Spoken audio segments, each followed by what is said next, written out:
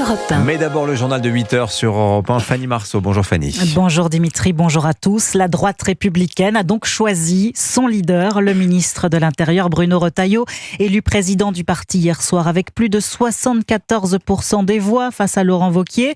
Un véritable plébiscite qui ne laisse aucun doute sur l'orientation que veulent prendre les adhérents. Bonjour Alexandre Chauveau. Bonjour Fanny, bonjour à tous. Le nouveau patron des Républicains a choisi Europe 1 et CNews pour sa première matinale dans 10 minutes. En attendant, on va analyser les conséquences de son élection. Alexandre, la première, c'est que Bruno Retailleau va désormais peser plus lourd au sein du gouvernement. Oui, et c'est sans doute ce que les adhérents ont plébiscité hier soir, l'opportunité d'avoir à la table du Conseil des ministres leurs représentants, une légitimité à double tranchant, car si son action place Beauvau continuait à être bridée, le ministre de l'Intérieur pourrait chercher à provoquer la rupture avec Emmanuel Macron, et les motifs de divorce ne manquent pas, l'Algérie, l'immigration ou encore la fin de vie. À droite, tout le monde anticipe en tout cas son départ du gouvernement dans les prochains mois pour préparer au mieux 2027. Ce que l'on peut faire avec des militants, je suis sûr que demain, on pourra le faire avec des électeurs, à la condition qu'il y ait une ligne politique claire, qu'on arrête de s'excuser et qu'on travaille d'arrache-pied pour proposer aux Françaises, aux Français,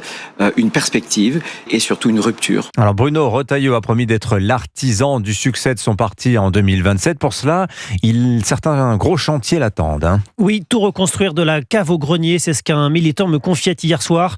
Il faudra donc trancher la place de LR au gouvernement et la relation avec Édouard Philippe, alors que les rumeurs d'un rapprochement avec Horizon ont couru, mais aussi et surtout faire émerger de nouvelles idées, priorité du nouveau patron des Républicains. J'ai toujours pensé que si on veut gagner demain dans les urnes, il faut aussi qu'on gagne les cœurs et les esprits. Et la première échéance, ce sera les élections municipales l'an prochain, où Bruno Retailleau espère voir se lever une vague bleue et enclencher ainsi la dynamique de la droite pour la présidentielle. Merci Alexandre Chauveau du service politique d'Europe 1. De son côté, Emmanuel Macron est en opération séduction aujourd'hui avec son 8e sommet Choose France au château de Versailles. Désormais traditionnel appel du pied aux investisseurs étrangers et la recette semble encore marcher. Nouveau record attendu cette année, 20 milliards d'euros d'investissement aujourd'hui, auquel il faut ajouter 17 milliards déjà annoncés en février, Baptiste Morin. Oui, parmi les plus grosses enveloppes de cette 8e édition, celle du géant américain de la logistique Prologis, plus de 6 milliards d'euros, en grande partie pour construire 4 data centers en région parisienne. Mais c'est dans l'Est qu'Emmanuel Macron se rendra ce matin pour saluer un autre investissement dans une usine de camions de l'allemand Daimler dans la Meuse, où une extension du site sera annoncée avec 600 créations d'emplois à la clé. Henri Paquelin est le PDG de Daimler Buses France. Nous allons développer le site de production de Ligny-en-Barrois dans l'objectif d'en faire le plus grand site de production de véhicules électriques du groupe Daimler Buses en Europe. Autre projet qui sera officialisé dans les prochaines heures, celui de l'entreprise américaine Circ, 450 millions d'euros pour une usine de recyclage chimique de textiles en Moselle. Cette 8e édition du sommet Choose France doit aussi faire la part belle aux investissements dans le tourisme, le patrimoine ou encore le cinéma. Baptiste Morin, chef du service économie d'Europe 1. Et ce matin, le géant Amazon promet lui un plan à plus de 300 millions d'euros avec plus de 1500 emplois en CDI à la clé. Vous écoutez peut-être Europe 1 dans les embouteillages. Ce matin, les taxis perturbent la circulation dans plusieurs grandes villes. À Toulouse, Bordeaux, Paris ou encore Pau, la ville de François Bayrou. Les chauffeurs sont vent debout contre un projet de nouvelle tarification imposée par l'assurance maladie sur le transport de malades par des taxis conventionnés. Le grand bazar également à l'aéroport d'Orly ce matin. Oui, la panne de contrôle aérien survenue hier est toujours d'actualité. Aujourd'hui, la direction de l'aviation civile demande aux compagnies d'annuler 15% de leurs vols. Des retards sont également à prévoir. Il est 8h05 sur Europe 1. Restez avec nous dans un instant. Nous irons en Israël. L'armée israélienne est de retour ce matin dans la bande de Gaza. Nous rejoindrons le correspondant d'Europe 1 sur place. À tout de suite.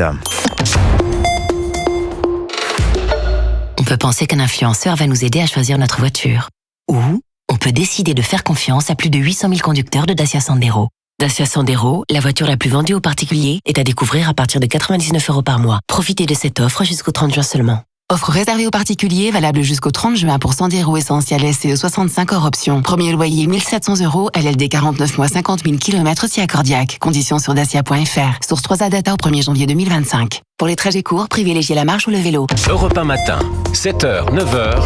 Dimitri Pavlenko. Il est 8h06 sur Europe 1, la suite du journal. Fanny Marceau, Dimitri Pavlenko. Israël intensifie encore son offensive sur le sud et le nord de la bande de Gaza ce matin. Opération baptisée Chariot de Gédéon. 5 unités terrestres de l'armée israélienne sont à l'œuvre. Frédéric Simon, vous êtes le correspondant d'Europe 1 à Tel Aviv, en direct avec nous ce matin. Quelle est la situation dans l'enclave palestinienne à l'heure qu'il est ?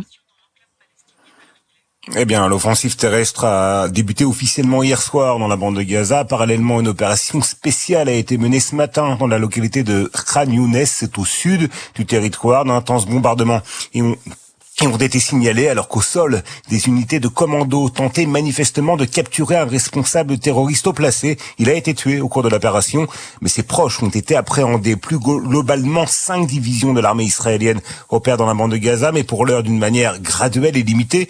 Il s'agit, selon le chef d'état-major de Tsahal, de laisser encore une chance aux négociations indirectes entre Israël et le Hamas qui se poursuivent actuellement au Qatar.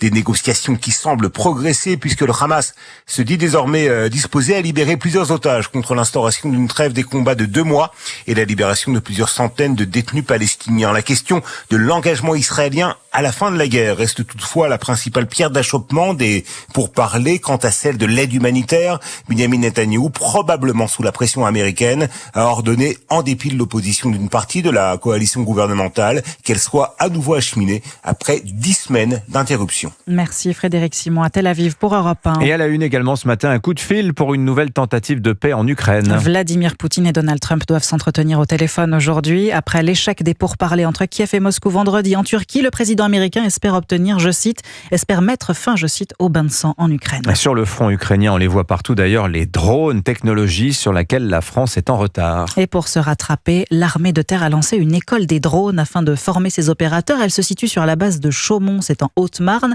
au 61e régiment d'artillerie. C'est là que les militaires pourront se perfectionner dès cette semaine dans une toute nouvelle arène de combat.